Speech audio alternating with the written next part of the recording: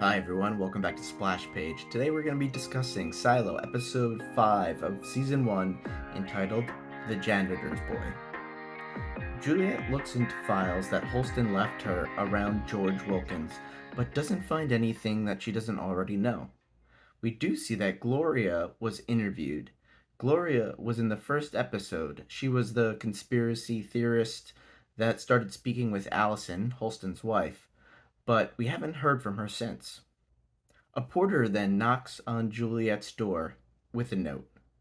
The note reads, Sheriff Nichols, Marnes victim looks like a homicide, requested immediate dispatch to location, and it was sent by Robert Sims. So Marnes is dead. We're told he was bludgeoned to death with his shotgun. Holy hell. In 4 episodes, we've lost 4 major characters. That's an unreal kill count for the show. Game of Thrones might have some competition. In Marnes' apartment, we finally meet Paul Billings. He's the new deputy that will be replacing the dead Marnes. We've been hearing about him for a few weeks, but we finally get a face to the name. Juliet asks for a minute before they remove Marnes' body, and she notices a few things around the apartment. She notices that the drawn picture of Mayor Jahns is gone, and she also finds a list of people Marnes was looking into.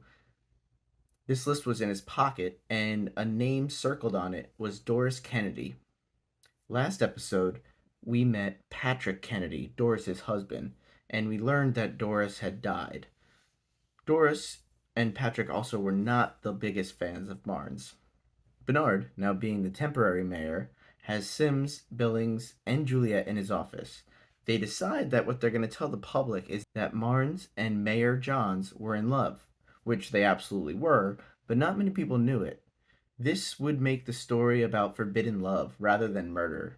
They're going to have a double funeral and a race to the top, an event that seems like some kind of celebration that happens inside the silo, similar to the New York City Marathon potentially, which is the best day of the year. Also, we learn a little fun fact about the silo is that there are 5,496 people under the age of 46 in the silo and a grand total of 10,112. I love when they drop these little world building facts on us, so I decided to call that out. Another fun fact is we do these reviews every week, so please like this video and subscribe for more silo content. When they're burying the bodies of Marnes and Jahns, they all take a bite of a fruit and throw it into the grave. It looks like it's apples, so maybe it's to grow apple trees. Hank, the deputy from the Down Deep, comes up to talk to Juliet and offers his help. He has been seeing and hearing some things in the Down Deep and just wants to express that people are worried. Sandy tries to come in and blackmail Juliet in kind of a weird way. She wants Juliet to not ignore who killed Marnes. Sandy still kind of sucks, but at least she has good intentions now, especially trying to find out what happened to Marnes. As Juliet gets ready to go out and continue her investigation, Sandy makes Juliet bring Billings because he knows the Pact. The Pact seems to cover off on a lot of things, and in this case, it seems like it's the Bill of Rights to make sure that people are justly handled when they are being arrested. Charles Martin, a man who was on Marnes' list, they pretty quickly exonerate him from anything to do with this because they realize his hand's shaking, and Juliet says he has the syndrome. I wonder if this is Parkinson's or some other disease that is unique to the silo. Juliet then dismisses Billings, telling him to go to lunch, and she goes to Patrick Kennedy's apartment. Juliet picks the lock and enters the apartment. Gotta assume this is a no-no as far as the pack goes, but no one's there to catch Juliet. What we then believe is Doris's clothes are potentially still in the closet, even though she died over a year ago, and she finds the rat poison as well as the drawing of Major Jahns that Marnes did. It looks like our killer is Patrick Kennedy. However, when she exits, someone sees her coming out, and when asked who she's looking for, she's told that he's not here. We come to find out that Patrick Kennedy has actually moved out of that unit 6 months ago. Sims is talking to a man named Doug Trumbull, who is a candidate to be Sim's shadow. But this dude looks familiar. Like, really familiar. Like, killing Marnes familiar. Billings isn't happy when he hears that Trumbull is being considered for the shadow position. But even though we see that he doesn't trust Trumbull, he doesn't seem to know that he killed Marnes. Juliet finds Patrick Kennedy, but rather than arresting him, she hides him.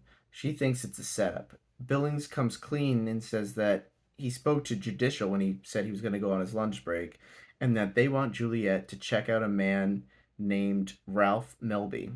But she disobeys because she knows that the evidence was hidden to make it look like Patrick Kennedy was the killer.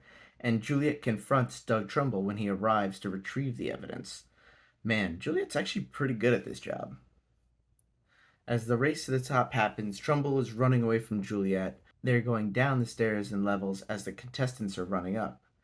Juliet then gets thrown over the side of the staircase but is able to fight off Trumbull until civilians are able to come and help her. Trumbull goes down to the janitorial closet and Sims comes out of it. There's something behind that door, added to the list of mysteries in this show. It's hard to tell what any of this is. Maybe these could be film reels? Sims says that the first time he was in the janitorial closet, his dad brought him there. That his dad was a janitor. But Sims says that it's the most important job in the silo, and if you were to become a janitor, you could never tell anyone what's behind that door and what you really do. For me, it's interesting because a janitor usually handles cleaning, and cleaning is the name of getting kicked out of the silo. Just some food for thought. Sims said that Trumbull messed up with George Wilkins, so now are we believing that he killed both George and Marnes? Sims then agrees to take Trumbull as his shadow. He does this whole speech, and then he kills him by pushing him off the silo staircase. And they're going to call it a suicide. Judge Meadows wants the case closed. She says, don't look into it anymore. Billings and Juliet don't trust each other yet, but more is being built here. Sandy has been reassigned. She's kind of saying she wants to be closer to her family, but it seems like she might be back in the future. Bernard wants to have a forgiveness holiday. He says that the race to the top was nice, but it didn't really bring the community together as much as he'd hoped. Bernard has really been hammering home how he doesn't want to be the mayor for a long time, or that he won't be the mayor for a long time. But this has to be setting something up, because this dude definitely wants power. Juliet asks for 2 days off to go down to the down deep to go get some stuff, and she's given that freedom. But as she's going, she runs into Lucas. As we guessed last episode, he was probably tracking the stars, and he has been kind of unknowingly mapping the sky. And apparently, they don't even know what stars are. They don't know the word for it. But he's been mapping the lights in the sky for long enough that he's discovered that the Earth is spinning. And he knows that because the constellations keep showing up and disappearing in the same parts of the sky at the same time of year. He doesn't know that's what he discovered, but it is. He shows Juliet Cassiopeia, a constellation that's kind of the shape of a W, a constellation that's in the northern sky. So if this is taking place on Earth, then we're thinking they have to be in the northern hemisphere. Juliet gets back to the down deep and she asks Martha if she was aware that there are lights in the sky. Martha asks about a number of things, but Juliet can't talk more.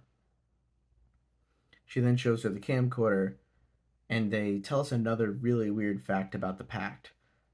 There are two rules. The first is you can't mechanize a way to go up and down the silo. So they can't build a winch, they can't build an elevator, they can't build the dumbwaiter. But the other one even seems stranger. You can't have more magnification. What really small objects are they so worried about? Is it microchips? These just seem like super random rules. Juliet then goes below the silo again where George spent a lot of his time, and she grabs the Pez dispenser. It looks like she's going to use this relic as bait to get more information out of who. I don't know. You guys gotta let me know. So the three big questions coming out of this episode in my opinion, are what is behind the janitor's door and what secrets do they have?